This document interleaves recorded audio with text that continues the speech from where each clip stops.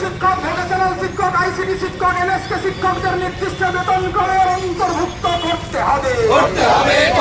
রাজ্য সরকারি কর্মচারীদের যৌথ কমিটিগুলির ডাকে আগামী 13 মার্চের ধর্মঘট সফল হোক। 13 মার্চ যৌথ কর্মচারী সংগঠনের ডাকে অফিস আদালত স্কুল কলেজ খুলবে না।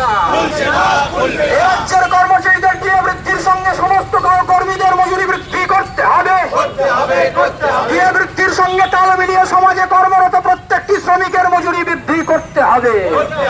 অন্যান্য রাজ্যের মতো রাজ্যের শ্রমিকদের মজুরি বৃদ্ধি করতে হবে। এই দাবিতে যৌথ মঞ্চ, সংগ্রামী মঞ্চ, অন্যান্য কর্মচারী সংগঠন রাজপথে, তাই রাজ্য প্রশাসন ডিএ আমাদের আইনি অধিকার, এই দাবিকে সামনে রেখে রামপুরহাট যৌথ মঞ্চ, সংগ্রামী যৌথ মঞ্চ ও অন্যান্য কর্মচারী সংগঠনের আহ্বানে 13ই মার্চ ধর্মঘট ডাকা হয়েছে। সেই ধর্মঘটকে সফল করার লক্ষ্যে রামপুরহাট পাঁচমাথা মোড়ে যৌথ মঞ্চ ও সংগ্রামী যৌথ মঞ্চের সদস্যরা একত্রিত হন এবং মিছিল ও পথসভা করেন। এই মিছিলের মাধ্যমে সকল শিক্ষক শিক্ষিকা ও কর্মচারীদের আগামী 13ই মার্চ ধর্মঘট সফল করার আহ্বান জানানো হয়। সুপ্রিম কোর্টের রায় কার্যকর করে বকেয়া ডিএ দ্রুত প্রদান, যোগ্য অস্থায়ী কর্মীদের স্থায়ীকরণ করানো সহ বেশ কয়েক দফা দাবি নিয়ে যৌথ মঞ্চ ও সংগ্রামী যৌথ মঞ্চের এই ধর্মঘট। সেই ধর্মঘটকে সফল করার লক্ষ্যেই রামপুরহাট শহরে এক মহামিছিল করে সমস্ত স্কুল, কলেজ, বিশ্ববিদ্যালয়, অফিস আদালতের কর্মীদের ঐক্যবদ্ধভাবে সামিল হওয়ার আহ্বান জানানো হয়।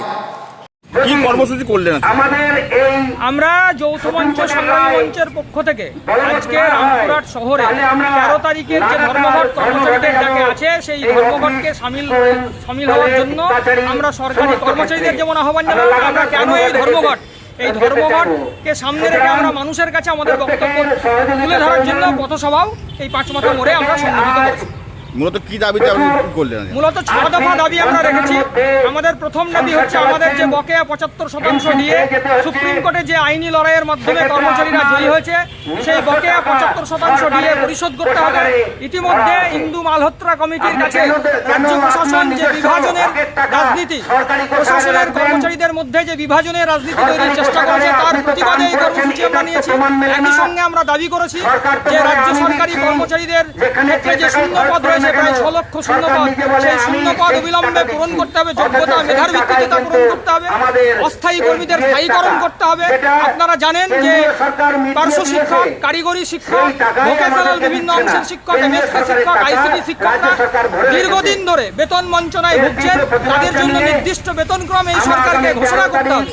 একসঙ্গে শিক্ষক শিক্ষিকারা ওয়েস্ট বেঙ্গল হেলথ স্কিমে আওতাভুক্ত হওয়ার জন্য যে দাবি আমরা দীর্ঘদিন ধরে করছি, সেই দাবি আমাদের পূরণ করতে হবে।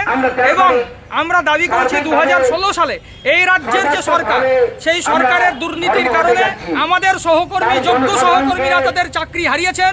সেই যোগ্য চাকরি হারাদের তালিকা প্রকাশ করে যোগ্যদের অবিলম্বে সসম্মানে পুনর্বহালের দাবি আমরা এই ধর্মঘটের মাধ্যমে বার্তা দিয়েছি। কি নাম, কি পরিচয়? আমি সৌগত রায়, বীরভূম জেলা নিখিলবঙ্গ শিক্ষক সমিতির সম্পাদক।